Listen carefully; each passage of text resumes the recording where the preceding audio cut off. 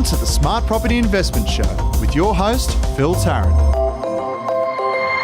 Phil Tarrant here. I'm the host of the Smart Property Investment Show. Thanks for joining us today. Relatively new start for 2018, and if you've been tuning in over the last couple of days, weeks, we've been reflecting quite a lot on the year past and the year ahead. My goals, ambitions for investing in property, 2018, sentiments towards the market, the headwinds facing investors, and also the tailwinds as well. And there's many positives about investing in the current market, and but there's also challenges, and I like to explore all those type of dynamics and bring different people into the studio to help me through that. Today, considering 2017 and 2018, I've got someone back in the studio who joined us in April 2017. You can go and check it out if you go and look through the feed. We released it on the 27th of April. It's Eric Wu. At that point in time, Eric spoke about his ambitions as a property investor. Eric also is a mortgage broker, so I'll tap into some of his mindsets there today. But I'll read you the description of the podcast on the 27th of April 2017, just so you get a bit of context about Eric. Eric has a background, Chinese background, so it says investor Eric Wu says the biggest mistake he's made on his investment journey is not investing ambitiously enough. In this episode of the Smart Property Investment Show, he joins me, Phil Tarrant, to discuss the opportunities he's found within the Australian property market, how he's accumulated and managed his 9-strong portfolio, and his 3-stage plan for how he'll double his assets in under 10 years. So a couple of things there, but what I'm going to pick up first and foremost is this 3-stage plan for doubling his portfolio in 10 years. Eric, how you going? You good? I'm good. Thanks, Phil. Thanks for giving me the opportunity to come back to talk to you and your listeners. I really appreciate the opportunity. Oh, no, it's great to have you here. And in the 9 months since we last spoke, any more assets to the portfolio? You're down the path to double this asset base. Is that happening at all? I'm still on the path, but the speed needed to be altered, needed to be amended. So with the current environment, I think I need to be a little bit careful and be more wiser what kind of asset to choose and the speed of accumulating. It's a bit interesting 9 months. Lots of change in the market. Not only include myself and also lots of my clients as well. I see lots of different strategies all play out at different stage, and I'm sure they will produce different outcomes. And how would you explain the market today than what it was when we last spoke in April? I think the market, in terms of two biggest one, this is my view. I'm not a professional. I'm just seeing my view from my experience and from experience of my client. I think Sydney and Melbourne, it's pretty much reached the peak or the past peak for a little while. Some area has come down a little bit, but it's not. I don't think it's alarming. It's just correction or stagnant after the crazy booming for the past 5 years, I think. Yeah, and some area of Sydney is still going really well, like the Badger Creek area, lots of new development. But I'm not sure whether there'll be good investment or not. For Melbourne, I'm not really sure either. I think lots of people buying Geelong area as well. It's kind of Wollongong to Sydney, Geelong to Melbourne and to Melbourne. I would assume lots of opportunities there as well. From what I can see, if you rental, you can reach 5 to 6% close to major cities. Still not a bad choice. So your plan when we spoke was to double your asset base, so 9 properties back when we first spoke in April, in 10 years' time. So you're pretty much a year in and you haven't done anything, and you're saying that there's good reason for that, i.e. you're not identifying the right assets to invest in. So you're saying that Sydney and Melbourne, you feel as though in terms of capital value has plateaued, and I think that sentiment is shared by a lot of people. Are you actively investing right now? If you find the right property, will you buy it, or are you in a holding pattern? Now you give me pressure now. Yeah. My time is running out. I don't have 9 years Time's to go. running out. You've only got 9 years and 3 months left. Yeah. Look, the challenges ahead. The biggest challenge is financing. Is getting the money, getting bank lend money. That's the biggest thing for seeing, I think, most investors. I haven't bought anything from last time we spoke, but I'm still actually looking. May not be in here. I'm thinking, like last time I said, I still want to do some small development and also some small commercial property as well. Okay. And also some of my friends opened my eyes for the US market. It's just amazing. I can't really believe the figures they show me. Like nearly roughly 15 to 20% rental yield. Yeah, that's huge. Yeah, huge. I was thinking, Jay, You can't find anything here, really. I've been watching. For our listeners, they might have heard, and I know he listens to the show. So hello, Todd Hunter from the Ware Group, and he's been on the show beforehand chatting about the market. He's been very active over in the US, and I've seen some of the information coming out from him, and there's some pretty attractive rental yields coming out of the US right now. So are you exploring that market? Are you? Yeah, I'm just starting. Just starting. Yeah, and what really attracts you about investing in the US? First of all, I met it with a few friends. It's just the capital growth and rental yield is just amazing. I have some friends. They bought in Atlanta, I think, a few years ago. So at that time, the Australian dollars pretty much 1.1 to $1 really, US dollar really cheap. So they bought there around $50K to $60K each. I think roughly figure. So now it's nearly tripled. Okay. Yeah. And my question to people who invest in the US, and I'm not particularly knowledgeable about the US market. I'm familiar with it, and I watch what's happening there. But the question is that if you do invest in the US, and maybe this is a shout out to you, Todd, if you want to come on and chat through this, because I know you're very active in the market. How do you realise that growth? You've got to extract the money from the market and get it back in Australia to realise any true benefit from it.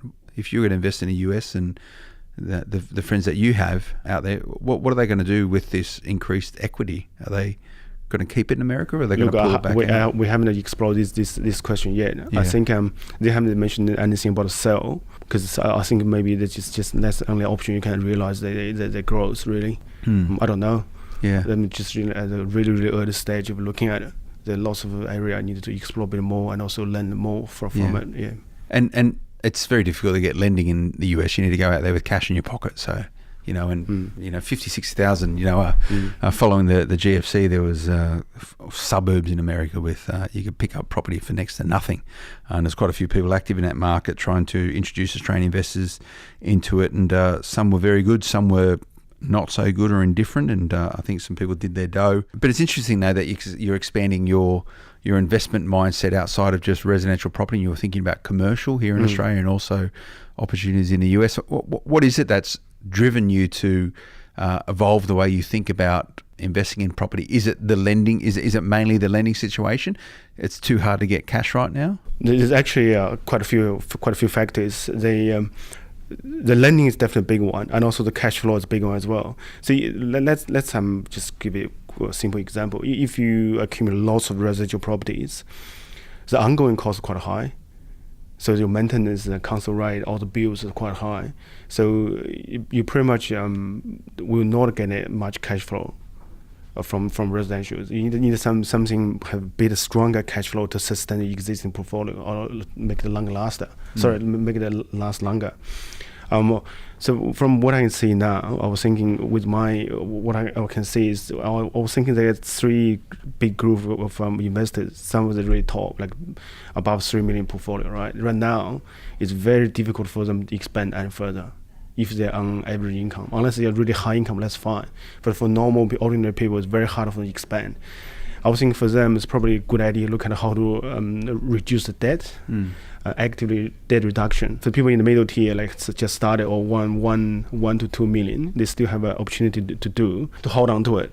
Currently, I'm working with lots of first-time investors because they have a home in major cities, lots of equity.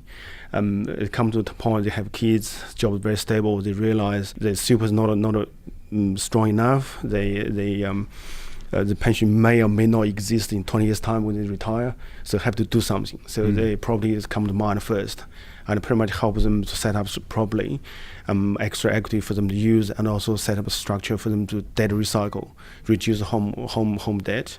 That's what I'm doing at this point in time. And so these are the people that you're working with, providing services to them as a mortgage broker. Is that correct? Yes. I would say I'm a mortgage broker, but I do a lot more than that. I'll share my experience, what I think, and also what I have done, what may be the best choice for them, and how it's more about the whole holistic way of helping them. Family like me. And are these people? Investors, first-time investors, are they obviously leveraging their principal place of residence to finance the deposit and they're getting another loan, or are they taking all the debt within their principal place of residence and not having any debt on the investment property? How are they working it? Quite often, it's the homeowners use their home to extra equity as a deposit to purchase the next investment. Yeah. Yeah. Okay, so they'll just increase the loan on their principal place of residence to finance a deposit, and then they'll take another loan against the investment property. Yeah. Are they doing that principal and interest, or mainly just interest only? Oh, they're doing combination. Some are principal and interest, some are interest only. Yeah. Yeah. And what sort of what's the factors which determine these first-time investors sort of going principal interest or interest only on their investment properties? It's mainly about the stability and also the cash flow. So with the principal and the interest, the rate is pretty low compared with interest only, and also easier to get. So that's why we can split in part of the principal and interest, part of the interest only. Give the security and the flexibility. And you're saying that it's harder to get debt at the moment from both a personal perspective, but also helping your clients out. Is it more difficult to get financing now because people have reached their serviceability ceiling because lenders have changed the way in which they assess mortgages, or is it bank appetite towards lending? Do you think banks are more hesitant to lend, or they're just working within the frameworks, restrictions provided to them from APRA at the moment?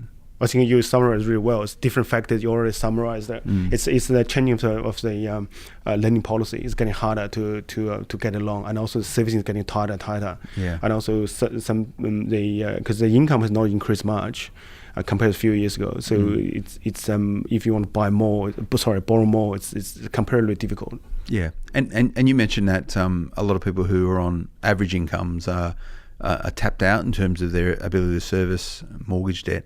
What would you, just to give some context to our listeners, what would you deem to be an average income? Because we have a lot of listeners here who are not yet investing or considering investing. So, and investors like to benchmark themselves against other people. So you work with a lot of clients. What would you say? What's an average income or average household income that you see for people looking to invest in property? So when I say relative, average is really, really relative term. So I haven't seen like 1,000 clients. So when I say relative, or when I say average, I would say compared with my client base. Yeah, your client I would base. say less than average. I would say combined income for family, wife and husband, 2 kids, 1 home.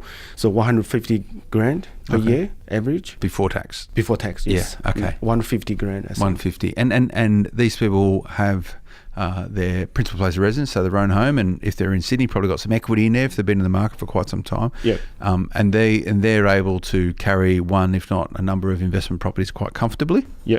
I won't say quite comfortably. It depends on the asset selection. At this point in time, I would think maybe the first one you go for capital growth.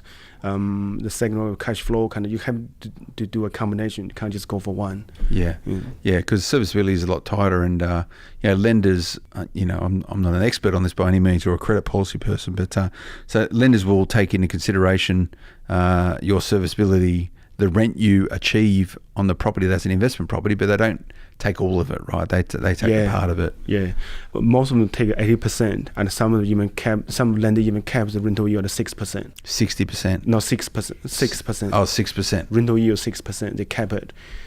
Even you hire, let's say you're lucky to find a property at really high rental yield, let's say 9%, but some lenders will cap it at 6%. They will not take more than 6%. And that's just being conservative. Yeah. Yeah. And back to your portfolio, Eric. When do you think you'll make your next acquisition? Soon. Soon? Where's it going to be? Is it going to be in Australia, or is it going to be in the US? I really don't know. No. There's so many moving parts, so it's really hard to predict. Yeah. Yeah, and you're still confident with your plan to double your asset base in 10 years from when we first spoke? Yes, the plan's still in place. It's the speed of accumulation. Yeah, and do you think you'll just be responsive to the market based on the forced restrictions placed on you by lenders and changing recommendations around the speed of lending? Do you think you'll just take a hiatus for a year and then maybe jump back in the market and acquire quickly? What will you do? Look, this is just my view. I think with the market moving, there are lots of factors in affecting the assets acquisition. the finance part of the market as well, and the personal circumstances. It needed to be put into a place. It's kind of putting the jigsaw puzzle together. There's a lot of moving parts, like I said before, but don't give up. Just look for opportunities. If you're lending really tight, find a strategy to reduce the debt. The loss of strategy and reduce the debt. I'm trying to remember your portfolio, which has 9 properties. You've got your principal place of residence is Epping Way. Did I get that right? You remember that right? Yeah. So where's your investment properties? I have a few in Sydney, a few in Brisbane. Yeah. And one in Queensland, one in the regional Queensland as well. So if you had the deposit right now, and if you had a pre-approval or assurance that a bank would lend you the money, where would you be buying right now? Depends on price range. Yeah, if if you're looking at the sort of $400,000-$500,000 amount, where would you be? That's actually quite a tough question. This is just my view. This is just my thinking. I'm thinking I might buy one in Geelong area, can still catch the growth a little bit, and also in. Because I already have a few in Brisbane. I don't want to buy that anymore. The next one want to be, I might have split and buy 2 in Hobart. Hold for 2 or 3 years and sell it. Okay, interesting. And let's have a quick chat about how you manage your portfolio. So 9 properties, it's a sizable portfolio.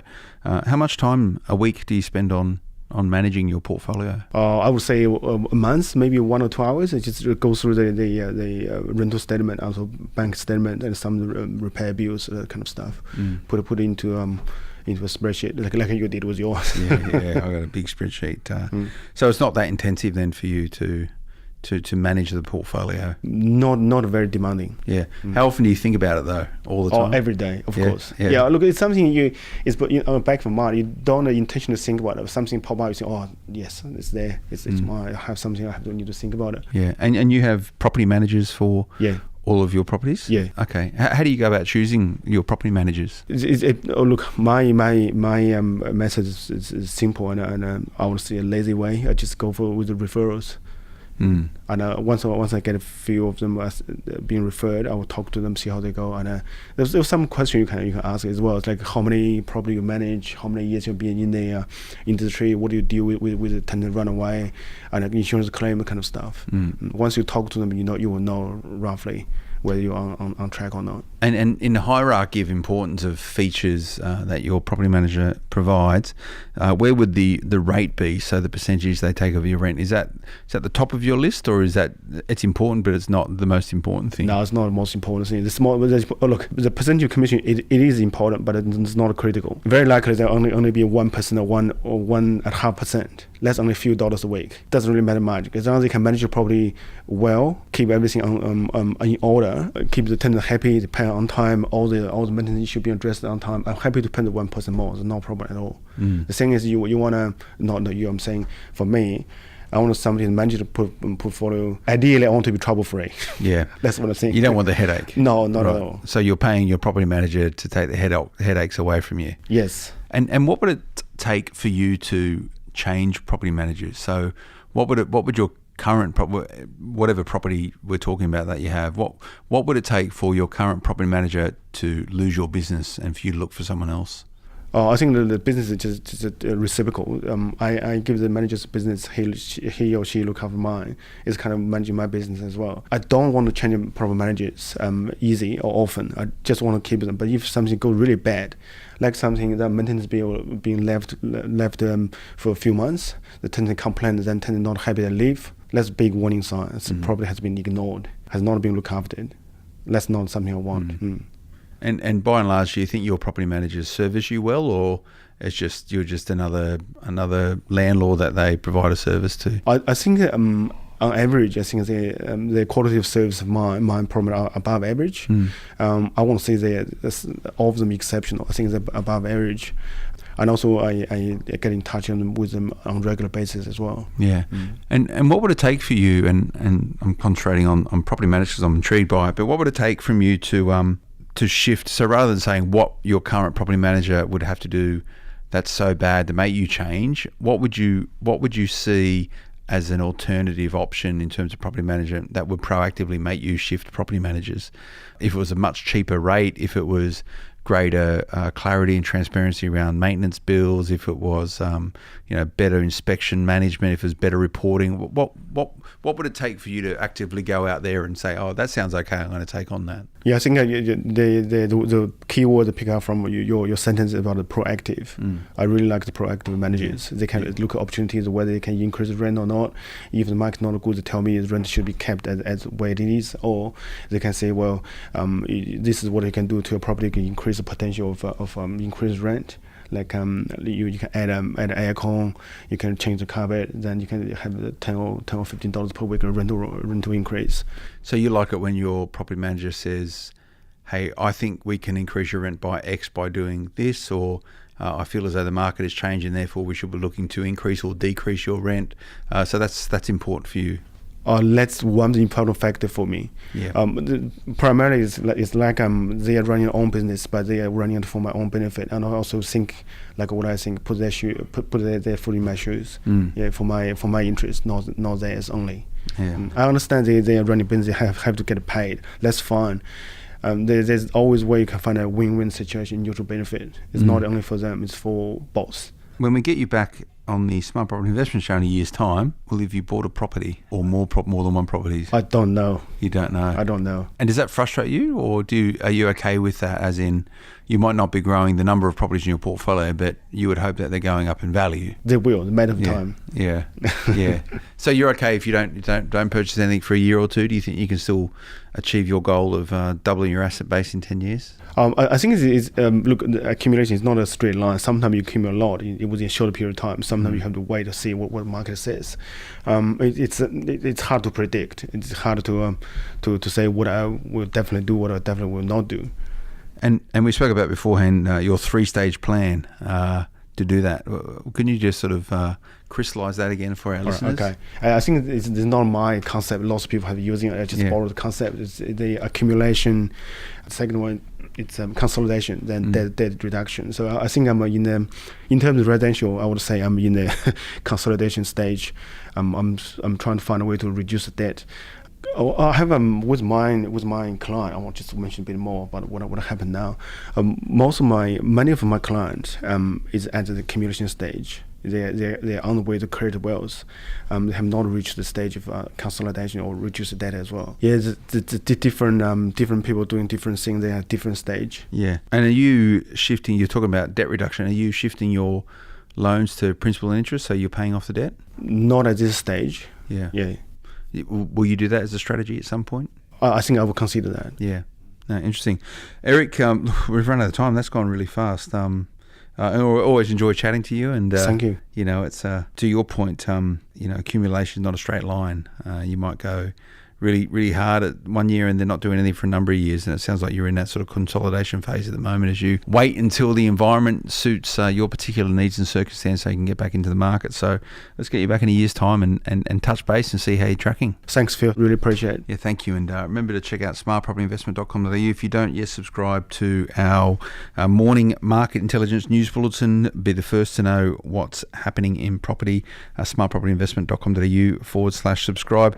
Please keep those reviews coming on iTunes. We're doing well. We're moving ahead, and please keep those comments coming as well. The team here do appreciate your feedback and what we can do to improve the show.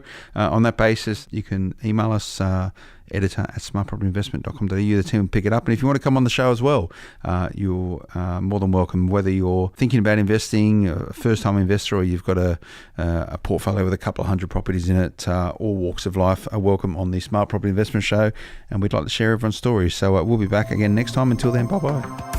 The information featured in this podcast is general in nature and does not take into consideration your financial situation or individual needs and should not be relied upon. Before making any investment, insurance, tax, property or financial planning decision, you should consult a licensed professional who can advise whether your decision is appropriate for you. Guests appearing on this podcast may have a commercial relationship with the companies mentioned.